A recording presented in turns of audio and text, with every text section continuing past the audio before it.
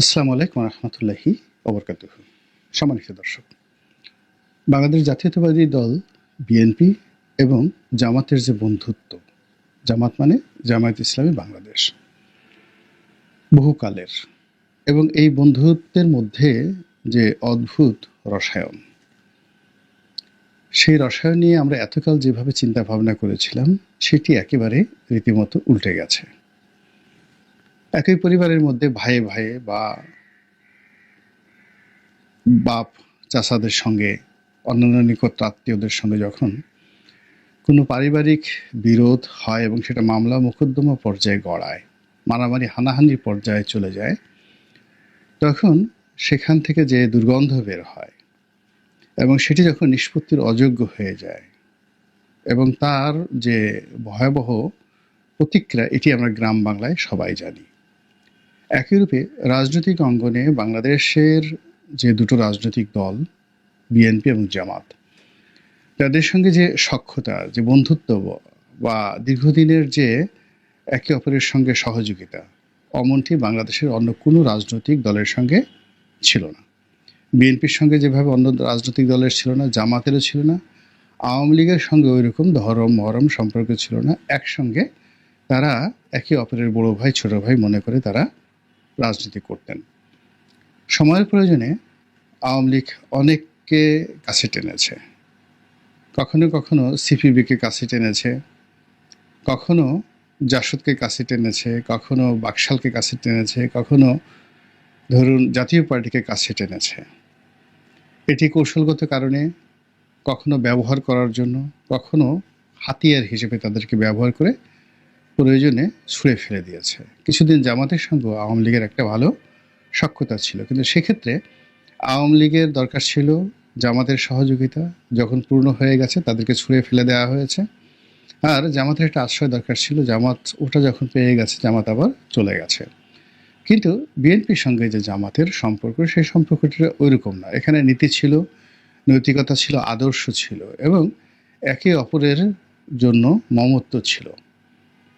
BNP যখন প্রতিষ্ঠা লাভ করলো তখন তারা দেখলো যে তাদের একজন অকৃত্রিম বন্ধু দরকার রাজনৈতিক অঙ্গনে, এবং সেক্ষেত্রে তারা জামাতকে বেছে নিয়েছিল।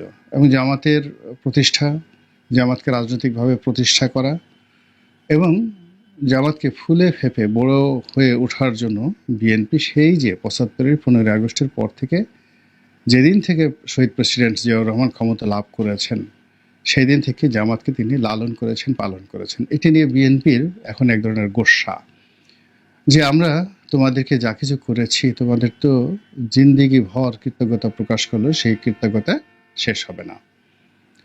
পরবর্তীতে যখন বিএনপি ক্ষমতায় এসেছে, জামাতকে ক্ষমতার সহযোগী করেছে এবং সরকারের মধ্যে জামাত ডিফ্যাক্টো সরকার হয়ে গিয়েছিল। তাদের দুজনকে মন্ত্রী বানানো হয়েছিল, সেটি বড় কথা নয়, কিন্তু সরকারের যে কোনো নীতি নির্ধারণের সিদ্ধান্তে জামাতের খুবই গুরুত্বপূর্ণ ভূমিকা পালন জামাত করেছে। এমনকি ধরুন বিএনপির ১০ জন লোক গিয়ে একটা কথা বলেছেন, জামাতের আলী হাসান মুজাহিদি গিয়ে বেগম জিয়াকে বুঝিয়েছেন, অমনি সেটি উল্টে গিয়েছে। তো এভাবে তারা ১৯৯৬ থেকে ২০০১ পর্যন্ত যে সরকার চালিয়েছে, ওটাকে বলা হয় জামাত বিএনপির সরকার। বোঝার চেষ্টা করুন, বিএনপি জামাতের সরকারের পরিবর্তে জামাত বিএনপির সরকার, অর্থাৎ বিএনপির তুলনায় জামাতকে মানুষ বেশি প্রাধান্য দিয়েছে। এবং সেই সরকারি ক্ষমতা ব্যবহার করে বিএনপির যারা লোকজন, তারা হয়তো টাকা পয়সা রোজগার করার ধান্দা করেছে, কিন্তু জামাত শিল্প কলকারখানা গড়ে তুলেছে, ব্যবসা প্রতিষ্ঠান গড়ে তুলেছে, তারপরে দক্ষ জনশক্তি গড়ে তুলেছে এবং সরকারের যে গুরুত্বপূর্ণ পদ এবং পদবিগুলোতে তারা নিজেদের আদর্শের লোকদেরকে বসিয়েছে। একমাত্র ইসলামিক ফাউন্ডেশন, এই ইসলামিক ফাউন্ডেশনের মতো একটি সরকারি প্রতিষ্ঠানে কম করে হলে ১০,০০০ জামাতপন্থী লোক সেই বিএনপির জমানাতে নিয়োগ লাভ করেছেন। এখন সেটা কোন পর্যায়ে আছে খোঁজ নিয়ে দেখেন। একইভাবে সেনাবাহিনীতে, একইভাবে পুলিশ বাহিনীতে এবং সিভিল সার্ভিস, এবং সেটির ফল এখন জামাত গ্রহণ করছে। তো যেটা বলছিলাম, পট পরিবর্তনের পর, অর্থাৎ এই যে শেখ হাসিনার রেজিমের পরিবর্তনের পর হঠাৎ করে জামাত একেবারে ক্ষমতার শীর্ষ পর্যায়ে চলে এসেছে। চারিদিকে শুধু জামাত জামাতরাও, সেনাবাহিনী প্রধানের মুখে জামাত, ডক্টর মোহাম্মদ ইউনূসের মুখে জামাত, সচিবালয়ে জামাত, ডিসি অফিসে জামাত, এসপি অফিসে জামাত, বিচারালয়ে জামাত, সব জায়গাতে শুধু জামাত জামাত জামাত। আর এই শব্দ শুনে বিএনপির যারা লোকজন তাদের প্রচণ্ড রাগ হচ্ছে, ক্রোধ হচ্ছে, কিন্তু তারা কার্যত কিছুই করতে পারছে না। তারা এই মুহূর্তে জামাতের সঙ্গে মারামারি করতে পারে, বিশ্ববিদ্যালয় ক্যাম্পাসগুলোকে অশান্ত করতে পারে, কিন্তু জনমত এমন পর্যায়ে চলে আছে যে এখন রাজপথ উত্তপ্ত করা, সভা সমিতি মিছিল করা, মিটিং করা, ডক্টর মোহাম্মদ ইউনূসকে হটিয়ে দেওয়া, জামাতের লোকদেরকে পিটুনি দেওয়া, এই জিনিসগুলো এই মুহূর্তে খাওয়ানো যাচ্ছে না।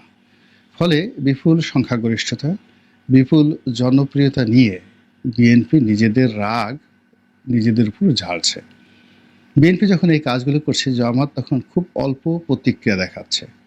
তারা খুব আকার ইঙ্গিতে খোঁচা দিচ্ছে যে এক জালেম চলে গিয়েছে, আরেক জালেমকে ক্ষমতায় বসানোর জন্য আমরা কখনোই চেষ্টা করব না, অথবা এটা হতে পারে না, এক জালেমের পরিবর্তে অন্য জালেম হতে পারে না। আর এই কথা শুনে বিএনপির যারা লোকজন, তাদের যে অন্তরাত্মা সেটি কেঁপে উঠছে না, হিংসায় জ্বলে পুড়ে ছারখার হয়ে যাচ্ছে। তাদের বক্তব্য হলো এত বড় স্পর্ধা, যে জামাত রাজনীতির অনুমোদন পেল আমাদের জন্য, যে জামাতের প্রতিষ্ঠা আমাদের জন্য, যে জামাতকে আমরা লালন পালন করে আজকে এই জায়গাতে এনেছি, সে জামাত পারল এই কথা বলার জন্য?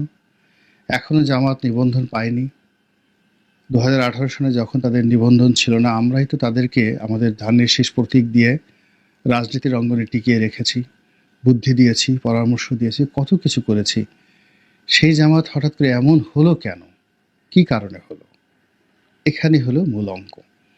আর এই অঙ্কের কাছে বিএনপির লোকজন বারবার হেরে যাচ্ছে।